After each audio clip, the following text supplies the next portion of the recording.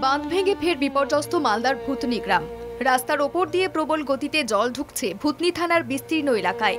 আর সেই জলের স্রোত পার করে বাড়ি ফিরতে গিয়ে মর্মান্তিক মৃত্যু হলো বছর 21-এর এক যুবকের। মৃত যুবকের নাম রোজ শেখ। তড়িঘড়ি প্রত্যক্ষদর্শীরা উদ্ধার করতে জলে নামলেও প্রাণে বাঁচানো সম্ভব হয় না যুবকটিকে। 24-এর মতো বন্যা হতে যাচ্ছে, অতীতে এই জিনিস হয়নি। কারণ বাঁধ হওয়ার পরে এই প্রথম 4 বারের মতো জল ঢুকছে, ফলে এখন বাড়িঘর ডুবছে। এই হচ্ছে অবস্থা। অবহেলিতর কথা তো বললাম, কেন বিপর্যয় বাহিনী ওখানে ক্যাম্প করে থাকবে না? গতবার 12 জন মারা গেছে, আর একজন মানিকচকে, একজন গোপালপুরে 14 জন, এবার 3 জন মারা গেল। কেন ভূতনিতে বিপর্যয় বাহিনী থাকবে না? অন্যদিকে মৃত্যু হয়েছে এক কিশোরীর। মৃতার নাম হিমাঙ্গিনী মণ্ডল, বয়স 12।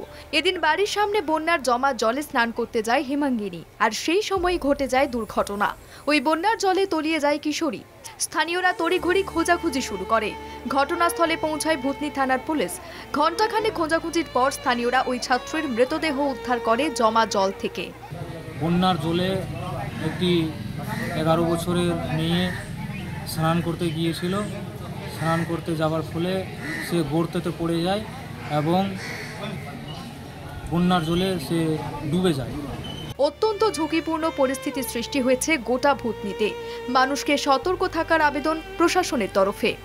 মালদা থেকে পরিতোষ সরকারের রিপোর্ট, কলকাতা টিভি।